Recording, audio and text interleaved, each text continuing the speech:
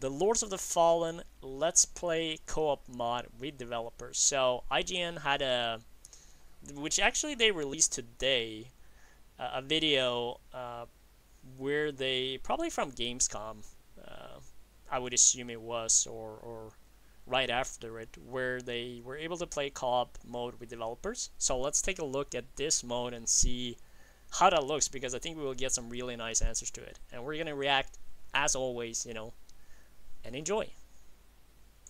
So enemies that are in Umbral, like this guy right here. Yeah. Can he still hurt me? Yes, don't let him hit you. You heard the chirp? Oh, jeez! There you go. Missed. It's in the bag. Oh, that's What's up, everyone? Mitchell Saltzman here, and I am joined alongside, once again, Saul and Cesar. And we're playing some Lords of the Fallen. The so true we're actually Lords. going to be checking out the co-op of Lords of the Fallen. And, all these games have a different way of approaching co-op. Wait.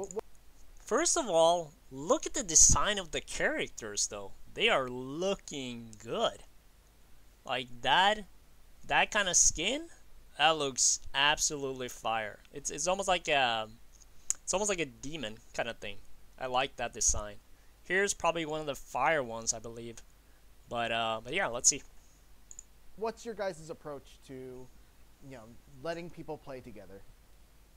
effortlessness.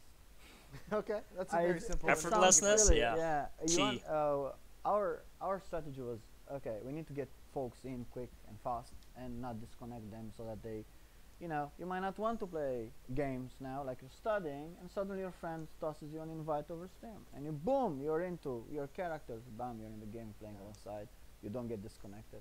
So this was a strategy that we went for it, and we made it as robust as possible. All right, well, it was very easy for us to get in here. So why don't we, as That's we're good to walking know. forward, can you describe where we are in the story right now? Yes, so this is still an early area of the game. Ooh, look at Saul that is skill. making use of tremendous firepower. That was beautiful. So this is a Yeah. mountain pass that is way down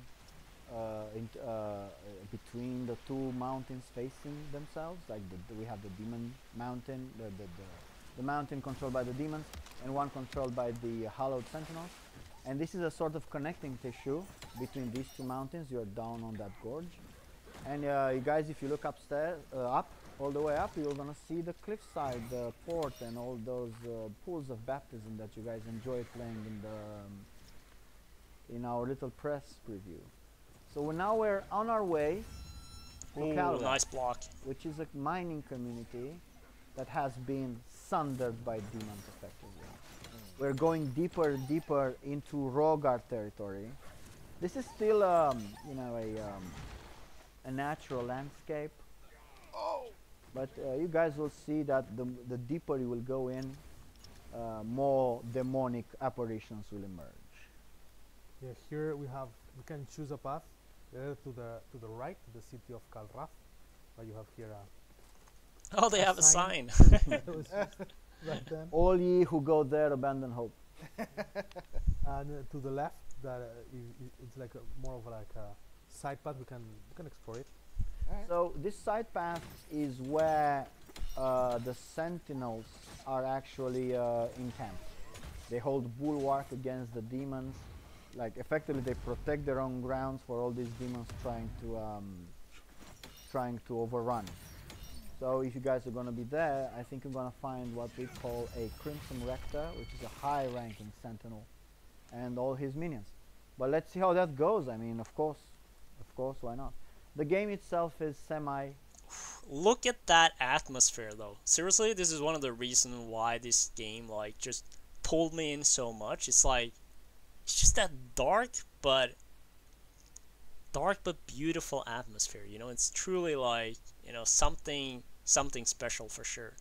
But I also want to highlight, one of the key things here early is that, they talk about effortlessness in terms of getting into the game, straight up, with your buddy, with your friend, playing this nice and easy, with, very little interruptions and hopefully no, issues at all. So the fact that they're, prioritizing this, I mean, it better be good, because now they really promoted that, okay, we want to this is our first priority. It's like nice, smooth, you know, co-op experience. So if you don't get that, you know, it's gonna backfire. But I hope and I swear, you know, that this is gonna be really a smooth co-op experience. Second of all, I see like here on the here like literally here right below my head, you can actually see the health bar of your friend that you have in co-op. So that's pretty nice too. Kind of make it nice and clear to understand like where your friend is in terms of health. So yeah, but let's keep going. Open, as in every path leads to another path. We have like a succession of T-shaped intersections. They bleed into each other, the levels, and there's a lot of interconnectivity. Beware with these guys, they are extremely vicious. All right. And they also lay down traps. That's why we call them trappers. That one is a trap. And I'm afraid, Saul, your fire magic is not incredibly effective against these guys. So what you what you saw there was a technique that we call a soul flay. Such a cool ability. It's one of the more exotic combat mechanics that we have. You can use to yank people off ledges, and if you damage the soul. Oh no! No! Off? Yeah. Oh, is there friendly fire? No, he just pushed me down. Yeah, the Rogar Thrall kicked. Oh, that's hilarious. As long as it wasn't me, because I definitely kicked, and I saw both of you guys kind of go over there. But you can you can resurrect. Yeah. If the guest dies, you can resurrect them from a spot. That takes a little bit of time. Is it the same true for the host, or when the host dies, you go into Umbral? No, when the host dies, goes to the Umbral, yes. But when the guest dies, goes into spectator mode. Right. So this is interesting though. So if your buddy dies, you can actually like, you know, resurrect him right there on the spot. You know, you don't end up in the Umbral world, which is kind of like the world you end up in when you die. So you get kind of like get like the second chance. I'm sure you're gonna talk a little bit about it. But if you, as the host, die, you both go to the Umbral world and kind of like for the second chance, which makes sense. And we should probably, you know, for those that don't know, we should probably talk about that whole mechanic. So right now we're playing in Axiom, but if you die, you go into this parallel world of the dead called Umbral, correct? Yes, sir. That is very correct. And what's special about Umbral? So Umbral is like corruption made manifest. It's like an ugly black mirror held to the actual reality itself. So it's highly allegorical. It has its own creatures, what we call Umbral natives, and 100% it is. Oh, look at that vicious. spell! It has Sick. its own traversal options, its own mechanics, afflictions such as the Umbral Dread. The more time you spend in Umbral, the more difficult it is. The more apex, like the Umbral natives, are going to converge on you. You're going to start having hallucinations, see enemies pop in that are not there or they're not there. It is a very exotic, hellish landscape, and we hope players will explore its depth and its mechanics. That's the orbs that you can destroy, as far as I understand, because it gives the buff, like it gives a buff to the boss or to the enemy that you're fighting. So if you destroy those by using your Umbral lamp, like you will take away the buff from the boss or enemy that you're fighting. And I think that's a really cool mechanism because it kind of like incentivizes you to utilize the lamp, and that's a huge plus.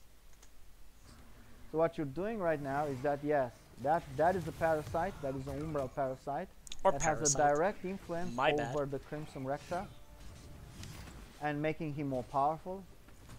He recovers his posture. He recovers posture like crazy, which is that yellow dot around the tag.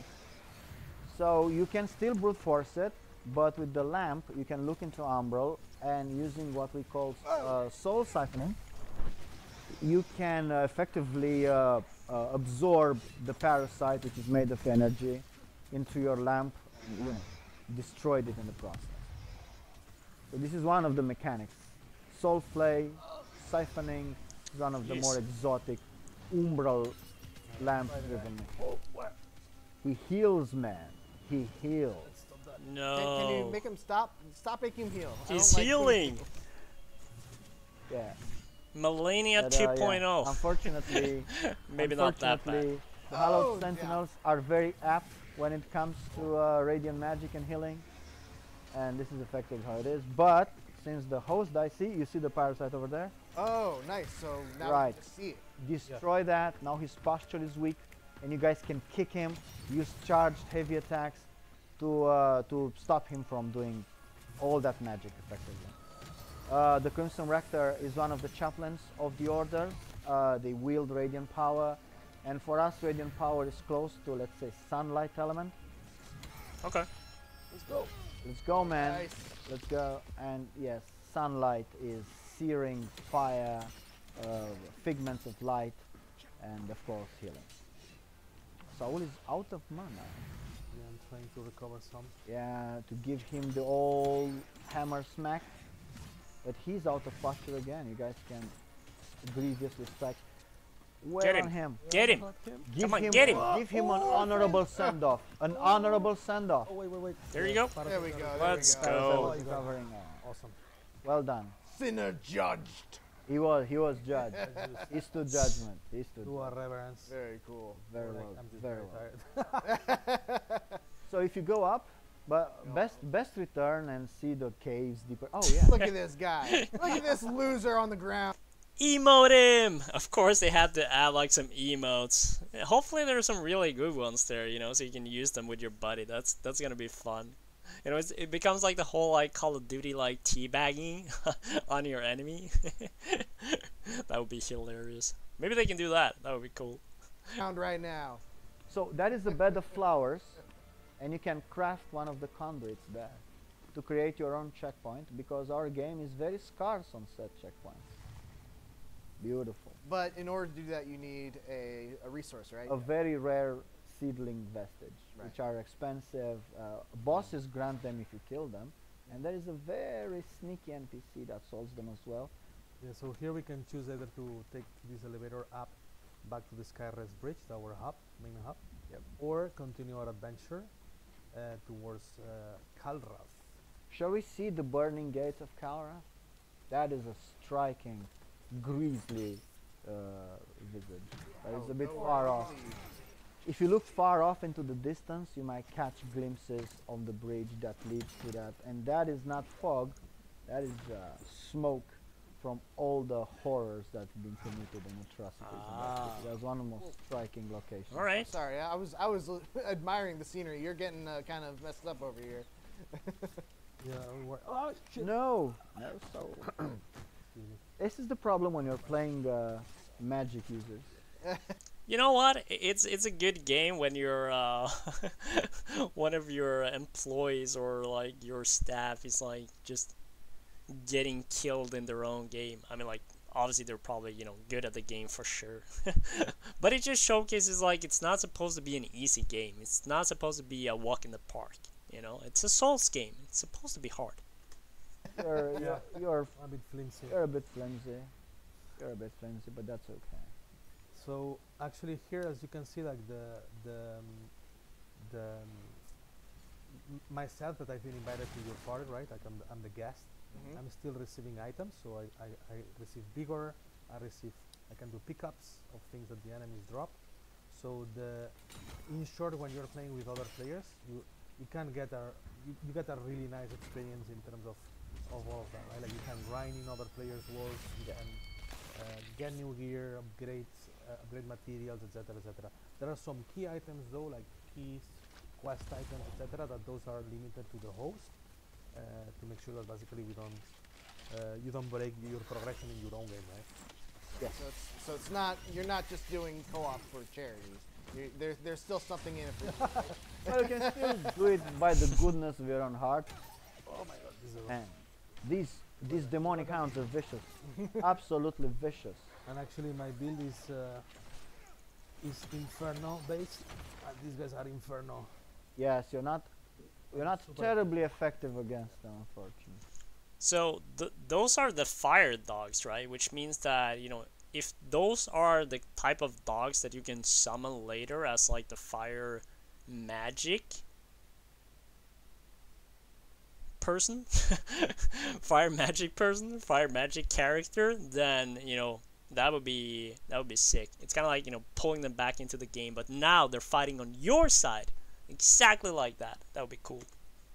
I was gonna ask about that. So there's three schools of magic. Yep. If you are, you know, a person who specializes in Inferno, are you gonna have like a good time in certain areas and a very bad time in others? Yes, sir, that is correct. Yeah. Now, Saul, The area we come from, the swamp.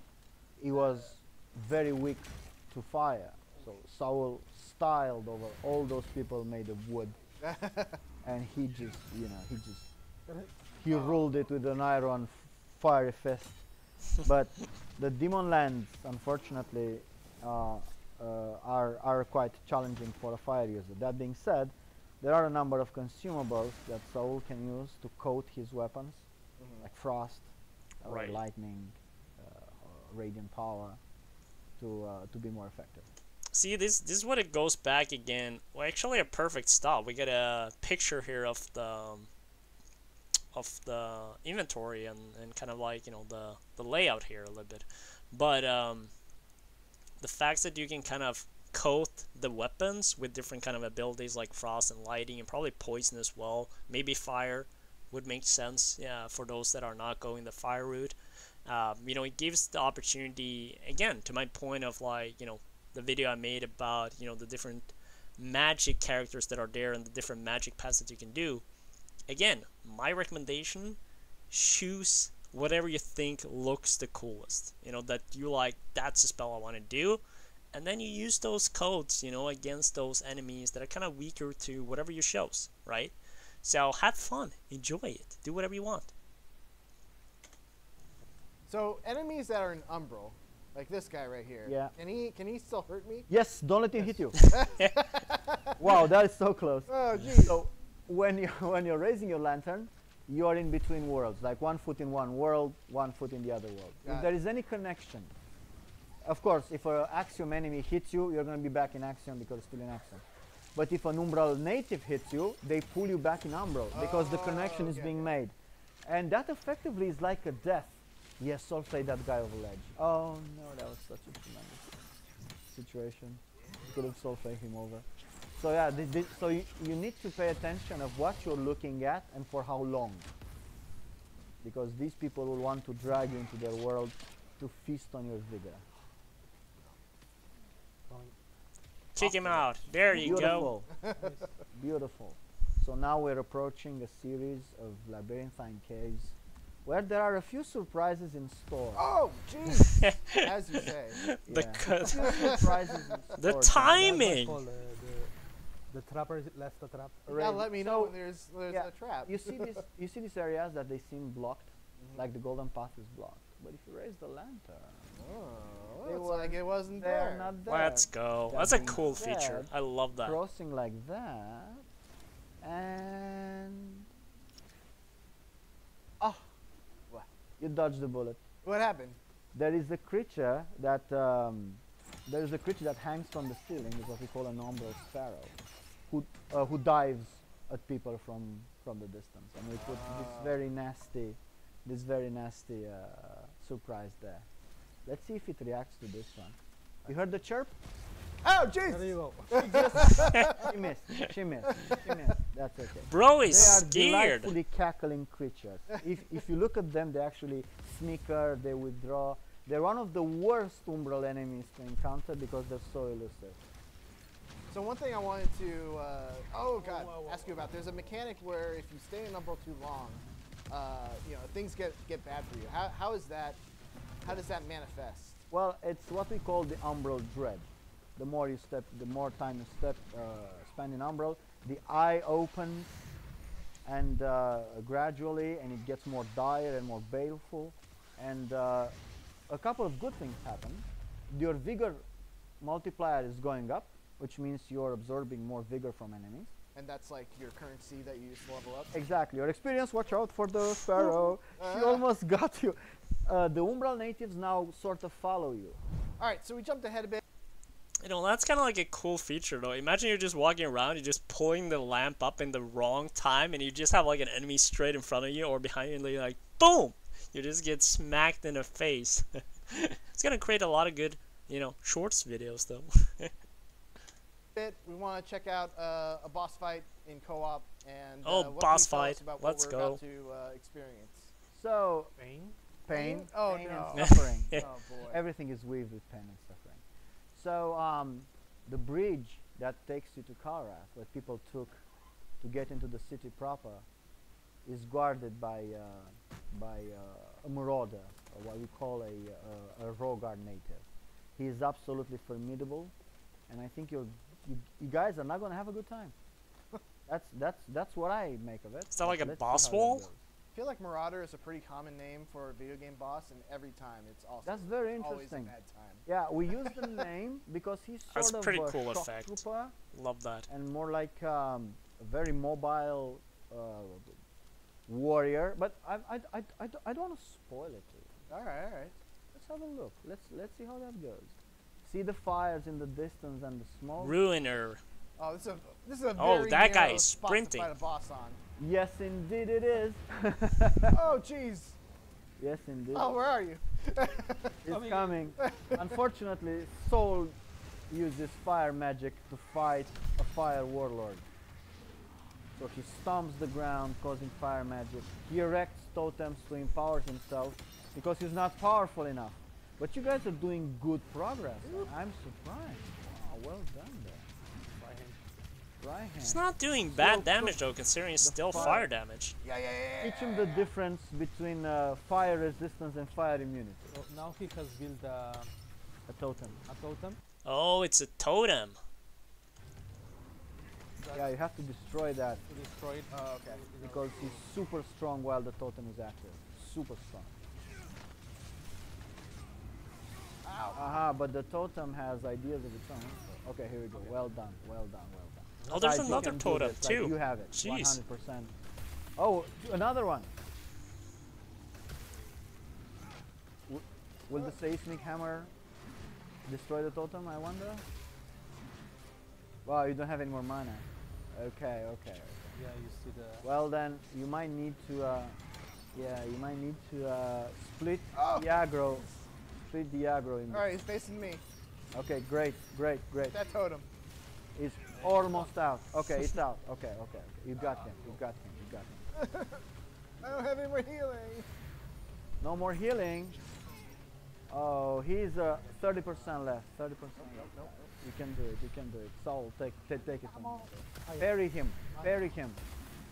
Are these doing any? Oh, actually, they're doing pretty well. They're doing very good, actually.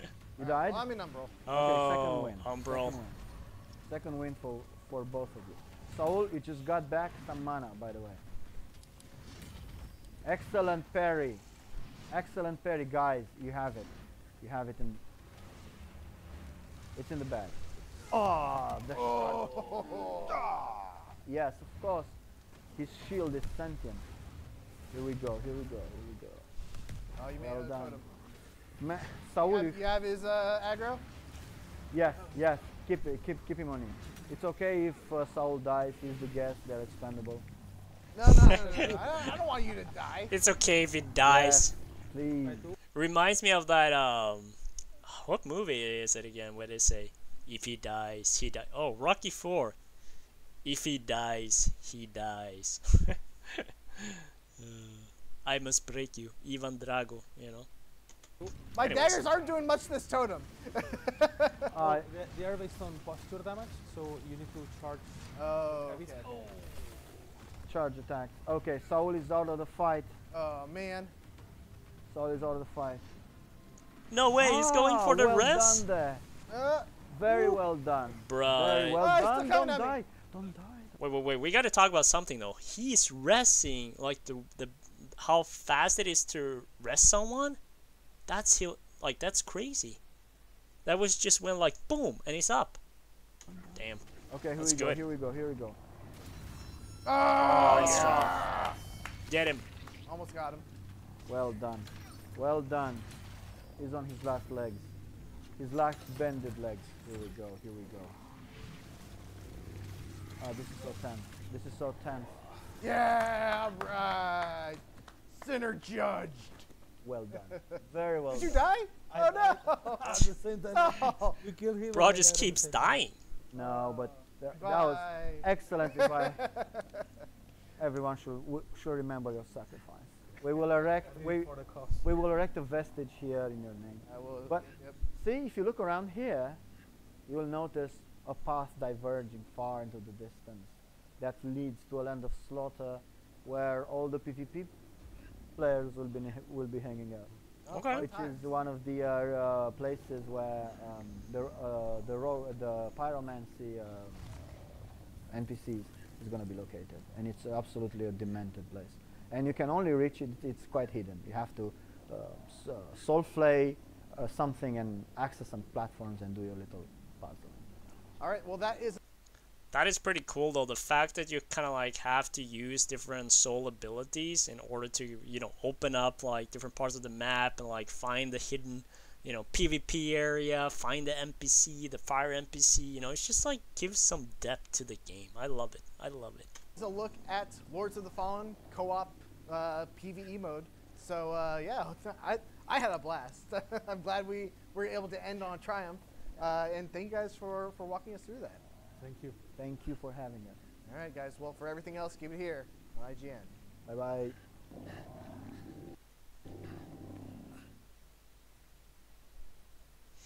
All right. Well, overall, you know, I think it looks really smooth.